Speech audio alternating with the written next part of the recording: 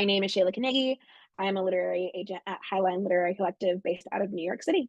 I work across children's to adult. I focus primarily on middle grade and adult titles, but something that you'll notice throughout any of the stories I take on is that they typically have a magical or speculative twist that kind of takes us out of our day-to-day world and puts a magical spin on it.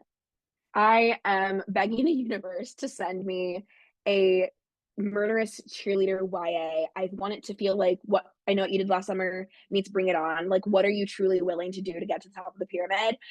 And when someone finally sends it to me, I think I can just quit. That's it. That's the book. That's the book of my heart right now. I need that. Yeah, we got to find that right mashup. And I think a genre mash is what is really I'm really loving right now, is when people are like, this is a romantic horror or a romantic thriller, and it's just we get to see so many different combinations of things that we weren't seeing before, so that it does feel that fresh element to it that will make it really stand out in a market that might feel super saturated otherwise. And I think that's what I really enjoy about this work, is that I can continue to find those stories that I just kind of fall into and I don't want to leave, but I'm also still so surprised as I'm reading that I'm like, oh my God, how has no one else read this? How am I the only one that's going to yell about this? Because the thing about this industry as a whole is that it's so subjective. And while I will love a story so much, finding other people that are also going to love it and want to rave about it with me is the key ingredient, really. You got to find that perfect mashup for agent, editor, and author. My favorite part of being an agent is probably the people. I think that, as I've mentioned, you have similar tropes and similar stories.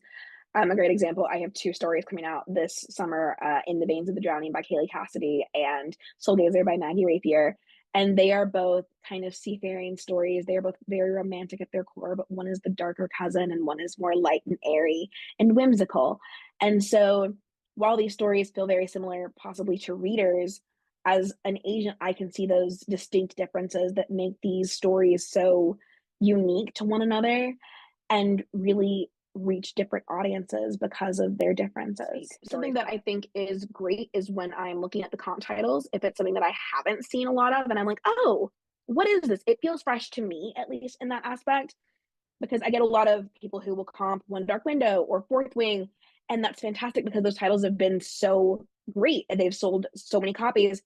But the downside of that we see a lot is it kind of sets your book up to have this high as the sky expectation, and when it doesn't meet that at publication or in an acquisitions meeting, it's kind of like where your comp titles your downfall.